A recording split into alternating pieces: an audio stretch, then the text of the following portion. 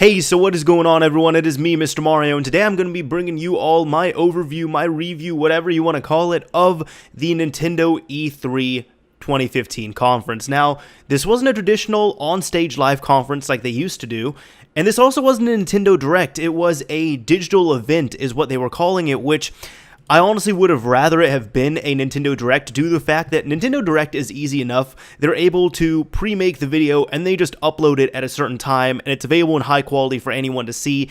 This one, I haven't gotten any of the videos working on E3's site. I haven't been able to stream this live because I was at work, and I had to just watch it from a YouTuber that just ended up uploading it. So it was cool of them to do, but still, if I can, I would rather watch it on, I guess, sources that will support the companies and everything.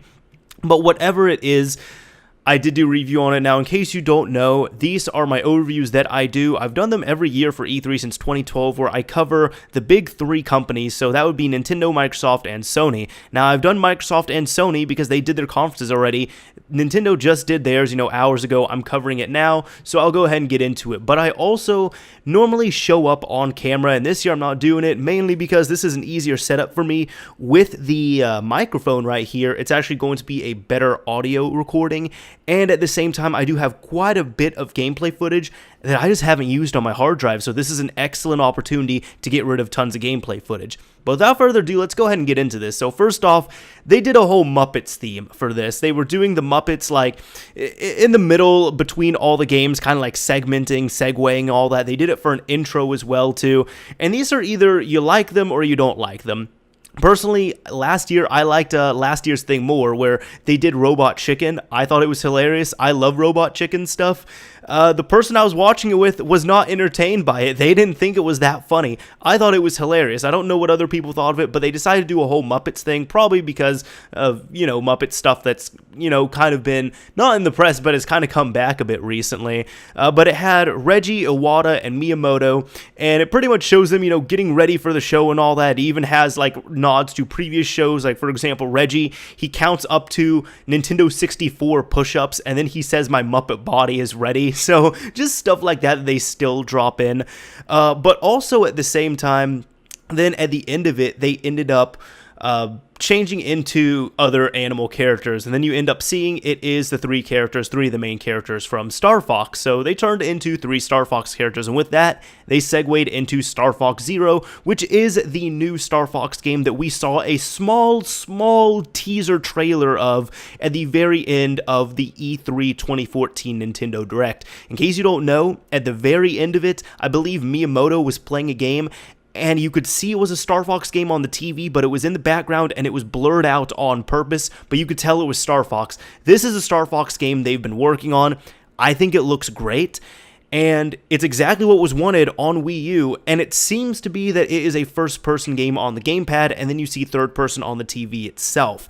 Now, there's also on-foot mechanics as well, where you can take your... It's not like you're actually walking around like Star Fox Adventures, but you can take your ship, is what I'm trying to say, and then you can use it as a walker. And I was so happy they said this, because they also started doing developer stories as well, which I thought was pretty cool. But Miyamoto even said that that mechanic was in Star Fox 2, and they had taken it out. So there's going to be a lot of new things coming into this game, but there's a lot of old things coming back. It's not a remake, it's not reimagining, whatever it is. It's kind of starting back over, and that's why they wanted to call it Star Fox Zero. I don't know if there's ever actually been a true sequel to Star Fox aside from Star Fox 2, which, as you all know, was unreleased. Now, the thing is, with the developer story, this is honestly kind of spoiled for me due to the fact that I've watched, Did You Know Gaming and, like, beta videos related to the Star Fox series and all that. So it showed, where Miyamoto took inspiration for, how the gameplay mechanics worked, how flying worked, how you go through things and all that. He talked about the history of it, and I was sitting there, I'm like, I know all this already, just because I've watched these videos, but, there's nothing against that at all. He did talk quite a bit about how the gamepad was integrated in there, and he said he wants to make it feel like you are flying a real plane, but with the gyros in there, which are the motion controls. So essentially, you see the world in a third-person view on the TV, but you play it on your gamepad in a first-person view, so that way you're able to just move the gamepad up, down, left, and right, and you're able to shoot that way. he wanted to minimize the button usage on it as well too, but even some things like, since there were a bunch of leftover buttons, they saved a lot of the face buttons for the R-Wing transforming, which seems quite awesome to see. They also said, as I said, they rebuilt the game using ideas from the past, but it's not a remake, it's not anything old or new, it's Star Fox Zero, that's what they were aiming for. So after that reveal, that was really awesome to see actually, Reggie ended up coming out and he welcomed everyone to the digital event, and he was saying that Nintendo is aiming for transformation. He mentioned that they've been opening up Universal theme parks, they've been moving over to mobile devices, and he even mentioned Project NX, but he said there will be more details about that in 2016. Right now they want to focus on the current transformations with the upcoming gameplay this year and a little bit of next year. They also said that 2015 is the 30-year anniversary of Mario, so they also want to show Super Mario Maker that's going to allow fans to build their own Mario levels, which they did show at a previous, at the E3 2014, not press conference, but the Nintendo Direct they had. And they also wanted to show new Amiibo, of course. And with that, they segued into Amiibo. So they were talking about this new game called Skylanders Superchargers, which is like the old Skylanders games, except it's supercharged and all that, and it's supposed to be more intense, and now it has vehicles. And this was kind of cool, actually, because they said that on Nintendo, at least on the Wii U, there's going to be exclusive characters, which will be a turbocharged Donkey Kong and Hammer Slam Bowser, and they're going to be Amiibo and Skylander combinations. So you have the character, you have the vehicle, and you can use them in Skylanders and put it on a Portal of Power. But if you end up twisting it, you can use it as an Amiibo, I'm assuming, in other games. As I said, this is a Nintendo exclusive, and it was cool because they had, another developer corner type thing, the developer story, and they were talking with one of the lead designers with Skylander Superchargers. And it was cool because I respected this. Reggie even mentioned, he said, Nintendo has been known for having total control over their assets and characters, and they want to lock things down. And how did Activision deal with that? And they said, they were working very closely and directly with Nintendo, and at first they were really taking it too cautiously, but then Nintendo was saying, no, you should try this, you should try that, no, you should make this bigger. So Nintendo did still play a lot into it, but essentially, because they didn't want to upset Nintendo, they didn't want to do too much with the characters, but Nintendo was pretty much saying, no, go haywire with the characters, we want to see stuff that's never been done.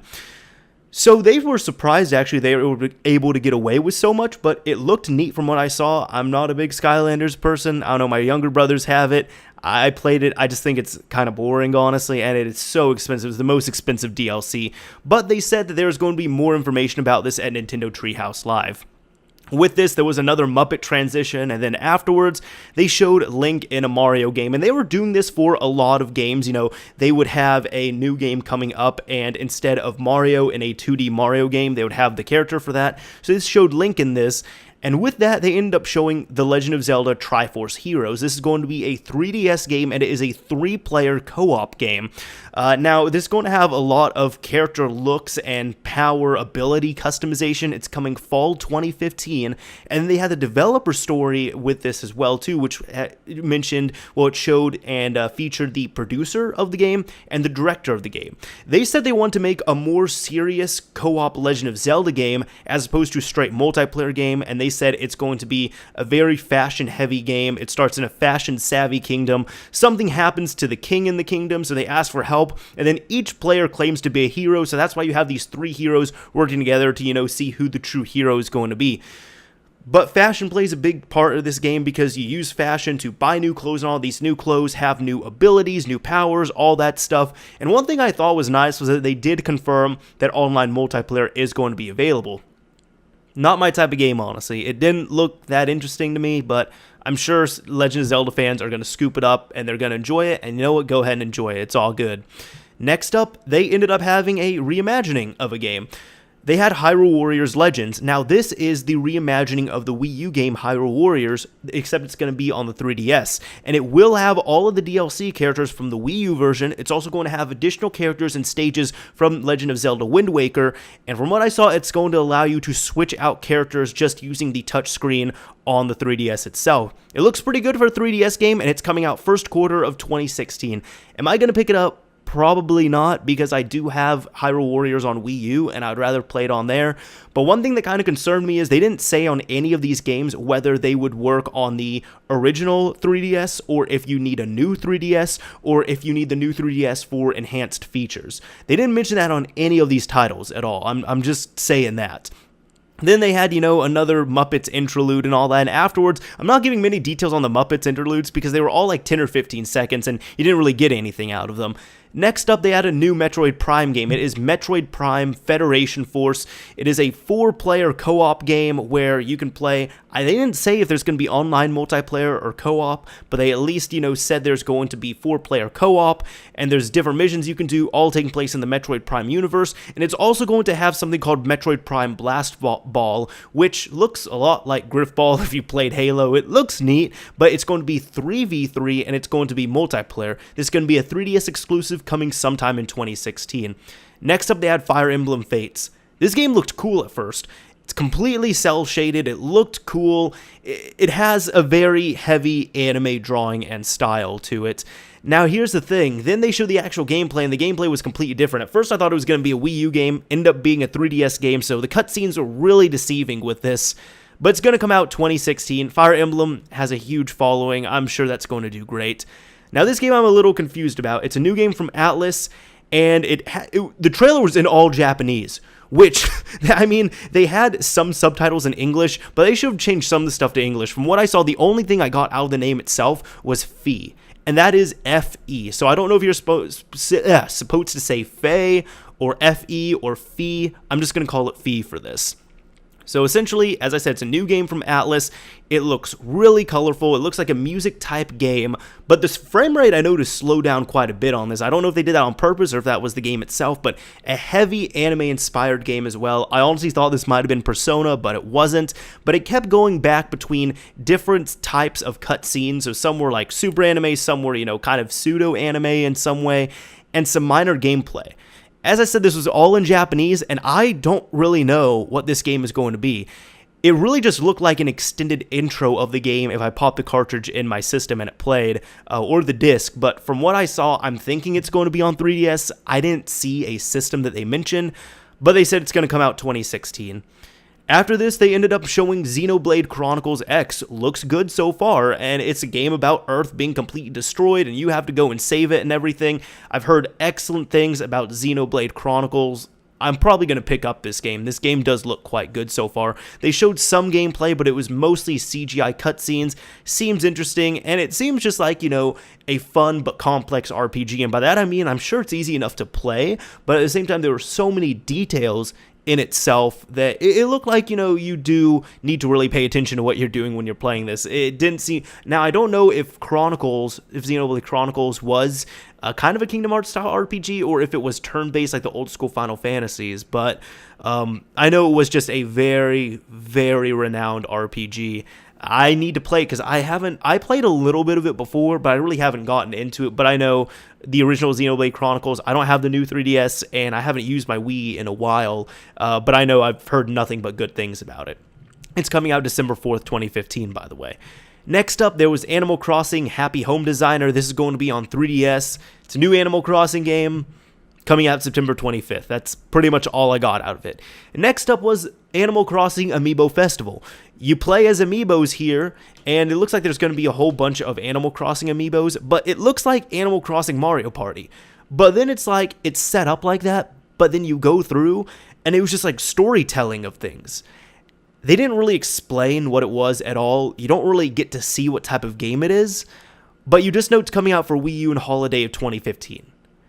I don't know what this game is, honestly. Now, next up, they had Yoshi's Woolly World, and this game looks really fun. I do want to pick this up. It looks like it's going to be on Wii U. It has to be on Wii U because I really don't think it's going to be on 3DS, and I believe it was confirmed on Wii U before, but essentially it shows a woman who is talking about, creating the game and everything. She's not a developer, but she played a big part in something I'm going to talk about later on here soon. But there are a ton of yarn Yoshis around her that are all different colors and all that, and they were just awesome. They looked great.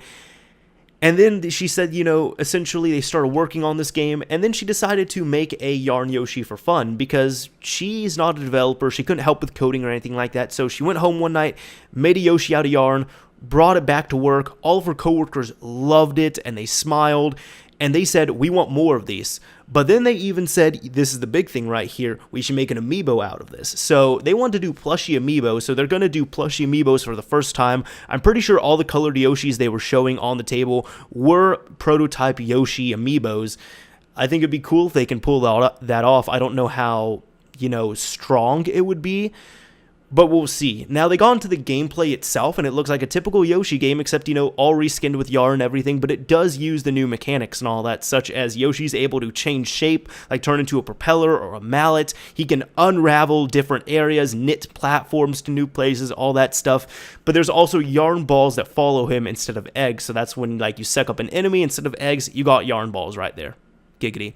Anyways, they said that it provides a challenge if you're wanting to complete it to 100%, but they were wanting to aim for both challenge and fun. Now, part of the fun is that they also have a co-op mode. They didn't say anything about online, so I'm going to assume at this point it is going to be a local co-op, but they said that you can actually suck up your friend, turn your friend into an egg, and, throw them to different places. So I kind of want to see how glitches unravel in this game, too, see if people can get out of the map easily with that. But they were, demonstrating that quite a bit. And they said that the Yoshi design as well can be changed by using different amiibos. So, for example, they put a Mario Yoshi into the game, they put a Samus Yoshi into the game. It looks cool. They said they're aiming for lots of replay value, they want to make a happy game, and they want to make a game for everyone where, if you just want to have fun, you can play the game, or if you want a challenge, you can play the game 100%. It's coming out October 16th of this year. Looks fun. Yokai Watch was another one. This is a brand new game. It's on the 3DS, and essentially it's about a boy who ends up finding a ghost called a yokoi or a yokai. It's Y-O-K-A-I. I'm going to say it's yokai. I believe that's what it is. But it looks kind of like an adventure / RPG type game where you're running around city, you have to find all these other ghosts or yokais, and it's going to be coming out holiday 2015, as I said, on the 3DS. After this, they had a new Mario & Luigi game. It's Mario & Luigi Paper Jam, again on the 3DS, and two different Mario worlds are combining. Now, I was a little disappointed with this because at first I saw the low-quality sprites, and I was like, oh shit, they're bringing back Super Mario RPG, but no. They just combined the Mario and Luigi series with Paper Mario, which are still cool, but, people want Paper Mario. Yes, it has its own RPG series. Mario and Luigi, fun games, but people have been wanting a true sequel or true revival of Super Mario RPG, the game that came out by Square with all the Mario characters on the Super Nintendo. That was a good game, by the way. It looks fun so far. There's also one point where they are all able to work together and create a big papercraft type monster, so you can fight other papercraft type monsters or just squash little enemies down below and all that. And it is Mario, Luigi, and Mario working together. No, I didn't mess that up. You have Paper Mario and then Mario and Luigi from the Mario and Luigi series. So you got the 3D versions and the Paper Mario version. So as I said, 2 Marios, 1 Luigi working together on that. Spring 2016 is when it's coming out. Next up, they had Mario Tennis Ultra Smash. Now, I've never played the Mario Tennis games, but it just looked like Mario, but tennis. So Mario characters in the tennis world. There wasn't too much to say about it, aside from it's coming out on Wii U. It's going to be coming out holiday of 2015. And you can supersize your characters, which looks pretty fun. You'll be able to, grow your characters on so you can just completely obliterate and stomp on the enemy. That looks fun, but there wasn't that much to it. Now, the game they were really focusing on for this conference right here was Super Mario Maker. They did a whole developer story about this game, and if you don't know about it, they actually revealed it at E3 2014 during their Nintendo Direct. Now, essentially, it showed, 2 of the old heads of Nintendo talking about how they were creating Mario games. I know Miyamoto was there, and I don't remember the other guy's name, but he's worked on all the classic Nintendo games. But they said that they were wanting to create a tool for making Mario side-scrolling games. And they had this tool that they made, as they made so many side-scrolling Mario games, but essentially they had a tool to make games, and then they said, we can make a game out of this. So they made a game out of a tool to make games. There's some inception for you right there. Pretty much they showed, this is awesome, they showed old original drawings from the original and older Super Mario Brothers games. They said that, you had to, I'd seen this paper before, it's, like square by square graph paper where you have to map out everything on there and then hand it off to a programmer and they program the levels. And these were the Super Mario Bros, like the super early Super Mario Bros drawings. They were really awesome to see, and you could tell they were getting a little emotional with it as well too. But they said, originally the Mario games were supposed to have a lot more mechanics. Like in one part, you could see Mario floating in land, crossing land, floating in the air on a cloud, and also, swimming around in the sea and everything. So they were supposed to be land, air, and sea. And one thing they said, in this picture right here, you can see Mario shooting fireballs from a floating cloud, and now you can actually do that in Super Mario Maker. These are things that they wanted to put in there, but I'm assuming they just did not have the technological capabilities at the time to put all that stuff in there, on the original Nintendo. Now, they said that you can create crazy things, and they even showed stuff like, for example, they stacked like 5 or 6 different enemies on top of one another, and then they put a Bullet Bill on top of it. So you're able to do stuff like that because there's a whole bunch of different Mario games that you can combine into one. So you could do old school 8-bit Mario or even like new Super Mario Bros. Type Mario games. Different enemies can be underwater as well too. So like enemies that you normally don't see in the sky are going to be there. Enemies you don't normally see on land can be there. Enemies you don't normally see underwater can be there, like Goombas. They said Goombas are pretty much just going to swim around like shrimp, and that's about it.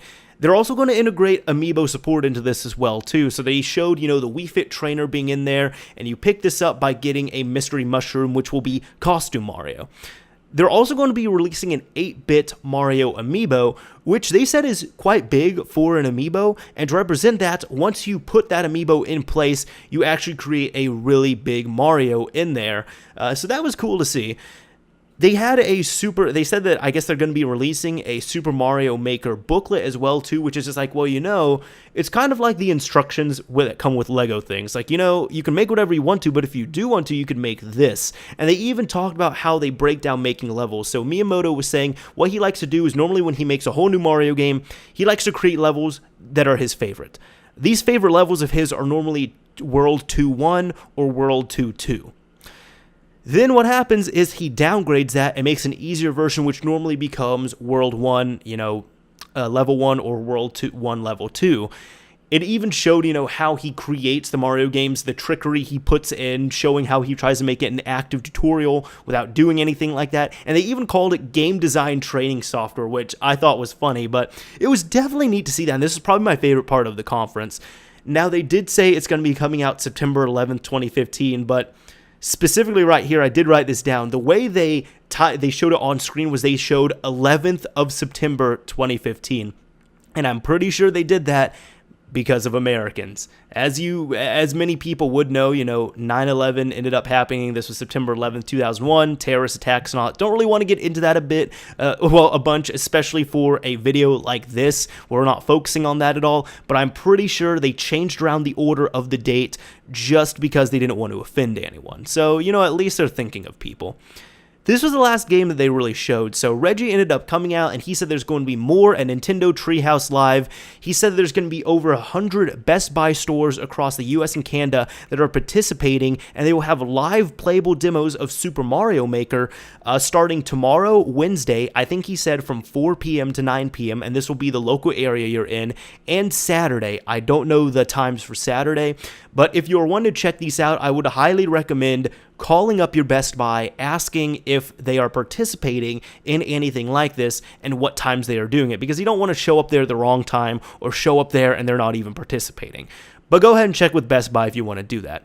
I don't like Best Buy that much, but whatever. Now, they ended up finishing off everything with a Super Mario montage, which showed, all the 2D side-scrolling games from the original to the newer ones, like, Super Mario, new Super Mario Bros. And all that. They had a compilation after that of people around the world performing the Mario theme song in different types of ways and instruments and all that. And I'm not sure about this. I don't know if anyone who saw this can confirm, but I'm pretty sure they even showed Robin Williams' daughter in there, Zelda Williams. Yes, that is her name. That's awesome. But they even showed all the creators as well, such as Reggie, Miyamoto, a bunch of other people in there. So it was really awesome to see.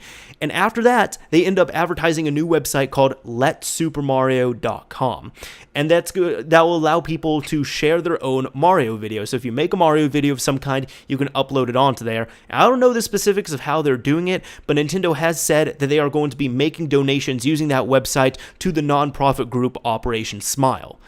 And that's about it. So they ended right there, and they said, there was a goodbye. Like, after this, I saw a little bit of live footage, but there was a live goodbye at the end from Miyamoto. He was thanking people in English and Japanese, mostly Japanese, and he had a English translator.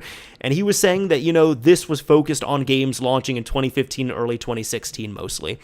So that was really it for the conference. Honestly, I mean, the new Star Fox was cool. I liked how they, really got sentimental and emotional, and they showed a lot of Super Mario Maker. That was definitely cool. And another game, Yoshi's Woolly World, I liked that. I thought it was neat. And Xenoblade Chronicles, those are the ones that I'm interested in. There's a few others, like Fee, for example. I want to see what's going on with that. But some other things, like, for example, the Triforce Heroes, I didn't show too much interest in that. Hyrule Warriors Legends, they're going to be remaking a pretty new game, honestly. The new Metroid Prime, it's not really the Metroid Prime that I think people are really wanting. I don't know, like, this conference was okay, honestly. Nintendo, they do their own thing. That's the thing with them. When it comes to systems, when it comes to games, when it comes to conferences, they do their own thing. I mean, hell, they don't even do conferences anymore. I'm pretty sure the reason why they don't do live conferences is because they don't want to have any more things go down in history or any more embarrassing incidents. Like, even there's some things that are funny that follow them and other things that are just horrible that follow them. Like, for example, the whole "my body is ready" thing.